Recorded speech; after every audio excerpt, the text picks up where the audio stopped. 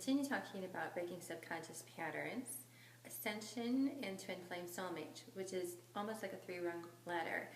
Ascension will lead you to your twin flame soulmate, and breaking your patterns will lead you into the process of ascension.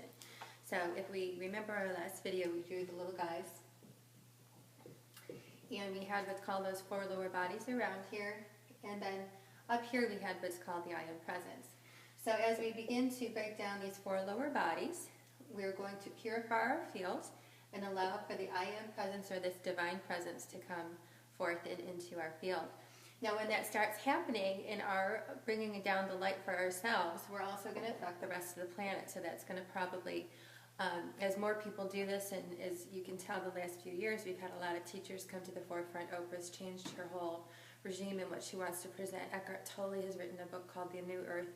Everyone's kind of leading us down the right path to free ourselves from our old habits, to make us more in touch with who we truly are.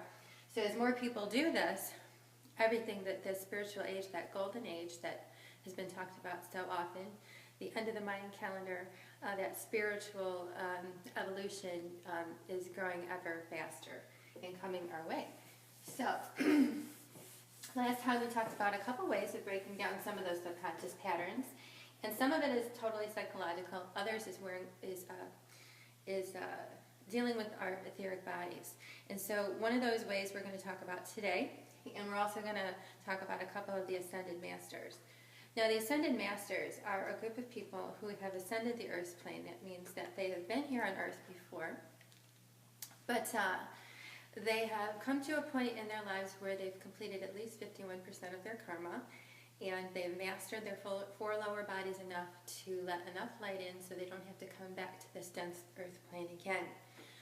Some of the Ascended Masters that have left the Earth plane have chosen to stay behind in different areas of the Earth to help us evolutionize ourselves, to help us raise our vibration, to help Earth become a better planet, and for us to come into our own I am presence.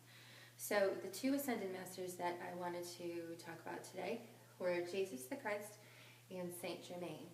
Now Jesus, most people know from Catholic religions and a lot of religions in the world, and I just want to preface this by saying any religion is some kind of a man-made belief. So it's religion is a set of beliefs, and with ascension, and with coming into your I am presence, with becoming aware of all of your surroundings, with becoming to know God, we kind of have to throw that out of the window. Everything that you've been taught, throw out the window. Your basis of beliefs are what you've been told either by your family, society, or religion. It's a basis of beliefs. So what we're asking you here, and especially with Jesus, because he's been so popular around the world with different religions, Buddha, and many Ascended Masters, is to hold those beliefs in a temporary state of openness, where you're open to any ideas that may come to you personally. Not what I tell you, not what someone else tells you, but perhaps something that you have as a realization on your own, through your own I am presence or your own connection with God. Now, one of the best things Jesus did many, many years ago is he left a bunch of directions for us in this thing called the Bible. And I'm going to read a little passage for you from Matthew, where he says, "Truly I say to you, unless you turn and become like children, you will never enter the kingdom of heaven." So what was Matthew saying about the life of Jesus? What was Matthew saying about heaven?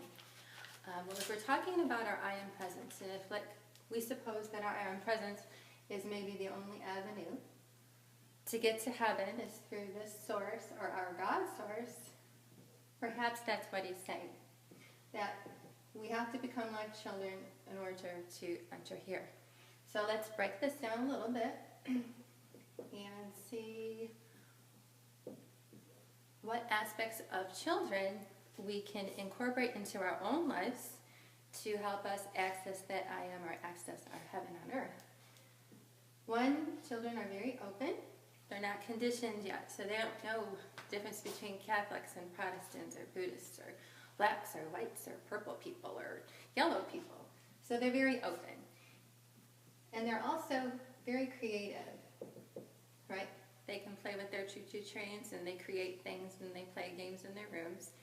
And they can create their own stories, and they're very playful. So these two things can be very, very successful for ourselves in accessing this I am. Our openness to other people, our openness to other beliefs and concepts, our openness to what could be instead of what we think is. We really don't know anything definite. And I always like to go back to that age-old story of Christopher Columbus. When everyone thought the world was flat, he thought it was round, they thought he was crazy, and then they proved it was round. And I bet back in the day, if we went back on those same people, they would have said, no, no, no, the world's flat, you're crazy, and they found out differently. So we have to be open to different beliefs, open to different possibilities, open to different experiences. So that's one of the best things Jesus said. And Jesus also said to know yourself. So know yourself and what patterns you have in play